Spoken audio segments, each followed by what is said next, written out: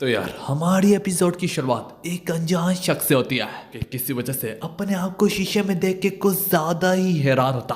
वो खुद से अपने दिल ही दिल में कहने लगता, नामुमकिन, क्या ये शख्स मैं ही हूँ?" इसके बाद सीन शिफ्ट होता एक अनजान मोटे शख्स पे, जो कोई और नहीं बल्कि हमारा मेन प्रोटैगनिस्ट होता। हम देख पाते हैं कुछ लोग हमारे मेन कैरेक्टर को बहुत बुरे तरीके से बुली कर रहे होते हैं, जो कि कभी उससे कुत्तों वाली हरकतें करवाते हैं और कभी उससे ट्रिक जैसी आवाजें निकालने के लिए और हरकतें करने के लिए कहते हैं। इसी तरह हमारा मेन कैरेक्टर को लोग शुरू से ही ग्रुप बना के बुली करते रहते हैं। तो यार अब जो कि वो पिग की तरह सबीन पे इधर उधर हो रहा होता, उससे मजीद किसी बहाने से बुली करने के लिए उसी ग्रुप में एक लड़की हमारे मेन कैरेक्टर से मुखातिब होके कहने लगती, ओए ओए अब तुम जमीन पे बैठ के कहीं मेरी स्कर्ट के नीचे जान करे तो नहीं हो। तो हाँ यार अब उन्हें बहाना मिल जाता और वो अब पहले से भी काफी ज्यादा बुरे तरीके से हमारे मेन कैरेक्टर को बुली करते, मारते और आदमोया हालत में कोने में छोड़ के चले जाते। तंग आके हमारा मेन कैरेक्टर अपने दिल ही दिल में कहने लगता, मैं अब और नहीं जीना चाहता, मैं मरना चाहता हूँ। दूसरी सीन में जब हमारा मेन कैरेक्टर अपने घर में बैठ के खाना खा रहा होता है, यूं ही वो अपने खाने को देख के अपनी अम्मी से गुस्से से कहने लगता,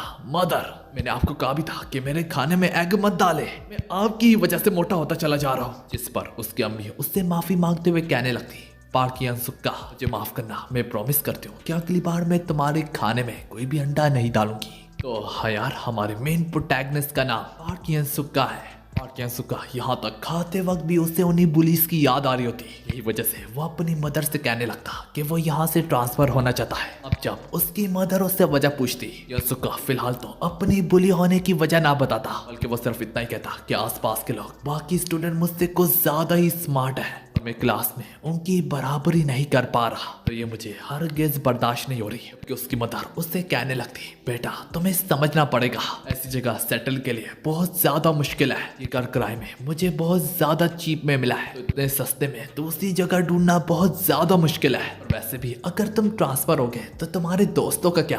दोस्त का नाम सुन के यूसुका थोड़ी देर खामोश होता, पर फिर उन्हें उसी पुलिस की याद आने लगती। यूसुका उसे याद करने के बाद गुस्से से अपनी मदर पे चिल्लाते हुए कहने लगता, दोस्तों का क्या ही फायदा अगर मैं अच्छे ग्रेड्स ही ना ला सकूं स्कूल में, इसमें आखिर मेरा क्या कसूर है कि हम गरीब हैं। यूसुका काफी ज्यादा गुस्से में होता और अपनी मदर से काफी ज्यादा बदतमीजी करता। आखिर वहां से जाने लगता और जाते जाते कहता, आपने मेरे लिए किया भी क्या है। जब अगले दिन वो अपने स्कूल में जा रहा होता, गलती से किसी और लड़की से टकरा जाता, कि टकराने की वजह ज्यादा उस लड़की की होती क्योंकि वो अपने सेलफोन में इतनी ज्यादा मगन थी। पता पूरे स्कूल में यूसुका को ही बुली किया जाता है, तो यही वजह से एज यूजुअल इस बार का भी सारा ब्लेम उसी के सर पे डाला जाता। यूसुका ये जानते हुए कि उसमें उसकी कोई भी गलती नहीं, फिर भी यार यूसुका अपने दिल पे पत्ता रखते हुए उससे माफी मांगता। कि थोड़ी देर बाद अब सोकर क्लास होने को जारी होती है। यहाँ पे बस सेंसे थोड़ी ही देर में ग्राउंड में पहुंचेगा, तब तक बाकी के दूसरे सॉकर मेंबर्स वार्म अप होने के लिए यूसुका पे सॉकर बॉल से निशाना बाजी कर रहे होते हैं। यूसुका बड़े करीबी से उस गुंडे के किक किए हुए सॉकर बॉल को डॉच करता।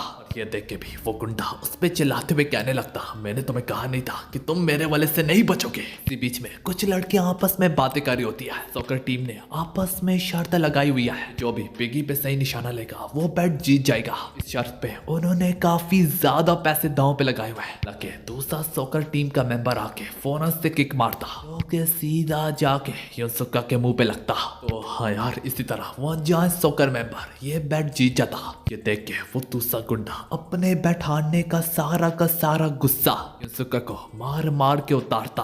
क्या नहीं मौके पे अब देखते ही देखते अचानक से कहीं से यूसुका की अम्मी आ टपकती। फोन गुंडों पे काफी ज्यादा गुस्सा होती कि उनकी हिम्मत भी कैसे हुई कि उन्होंने इसके बेटे को इतने बुरे तरीके से मारा। पर पास में ही मौजूद यूसुका पे कुछ लड़कियां अब ये देख के और भी हंसने लगती कि यार ये इतना डरपोक है कि इसने उल्टा अपनी अम्मी को ही बुला लिया। ये सारी बातें सुन के और भी काफी ज्यादा बेइज्जती महसूस करने लगता, तो यही वजह से वो उल्टा अपनी मॉम पे ही चिल्लाने लगता, जो सब भी आप मेरे लिए कर रही है उल्टा ये मेरे लिए काफी ज्यादा शर्मिंदगी है। तो हाँ यार अब देखते देखते यूसुका जैसे ही स्कूल से अपने घर आता, वो सबसे पहले अपनी मदर से माफी मांगता।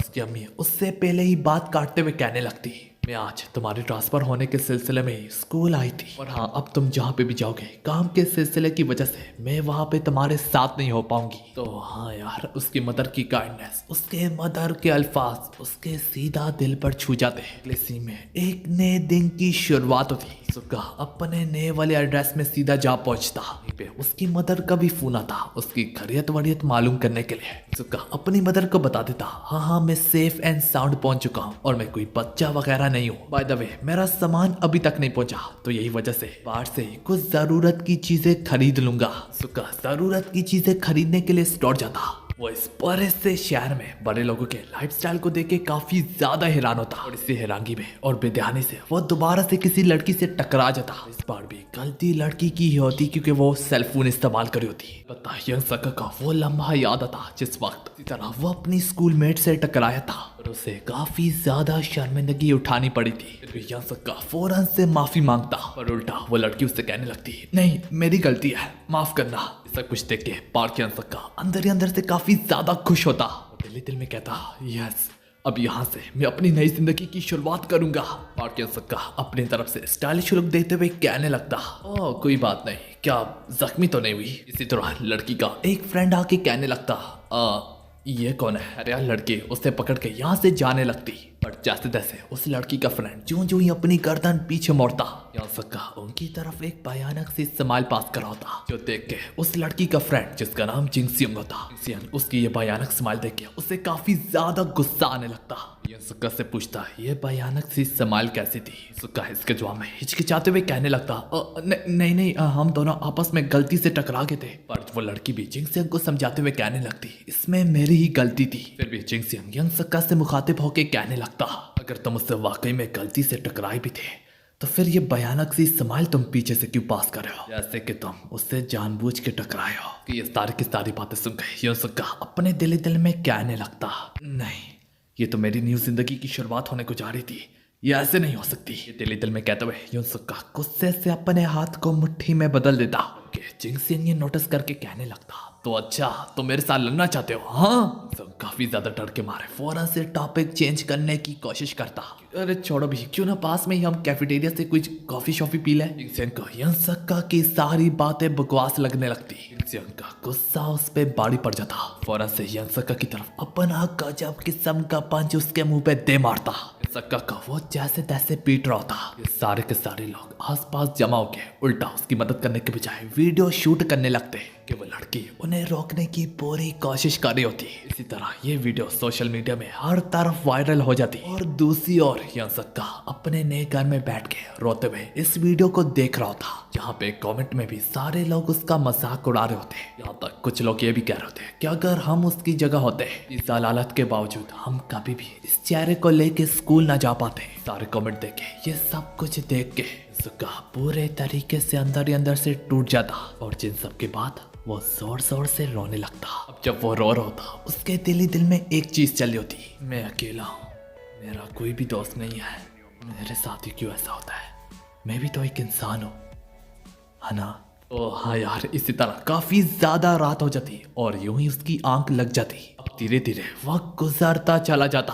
रात के बीच में यंग सक्का की जैसे ही आंख खुलती वो सिंह की तरफ जो ही बढ़ने लगता। उससे कुछ अपनी बॉडी में चेंजेस से लग रही होती। सिंह के सामने वो जैसे शीशे की तरफ घूरता, उसके पैरों तले जमीन खिसक जाती। ज्यादा चौंक जाता कि वो फौरन से गिर जाता। जैसे ही वो दोबारा से अपने कदम जमा के खड़ा होता, अपने आप को शीशे में घूरते हुए, अपने आप को टच करते हुए, अपने आप को महसूस करते हुए अपने दिल ही दिल में कहने लगता, नामुमकिन, क्या ये शख्स मैं ही हूँ? पास में ही मौजूद उसकी नजर अपनी बॉडी पे पड़ती कि पुरानी बॉडी की भी सांसें अभी तक जारी होती। जैसे ही अपने पिछले सेल्फ को उठाने की कोशिश करता, अचानक से यंग सक्का की आंख खुलती और वो अपने आप को अपनी पुरानी बॉडी में ही पाता। ये सब कुछ यंग सक्का अपना एक ख्वाब समझता। जैसे ही वो पासा पलटता वो फौरन से अपने सामने अपनी उसी न्यू बॉडी को पाता। सक्का एक बार फिर से चौंक जाता। यंग सक्का उससे दोबारा से जैसे ही उठाने की कोशिश करता, यंग सक्का अपने आप को अपनी न्यू बॉडी में पाता। तब जाके कहीं उससे समझ में आता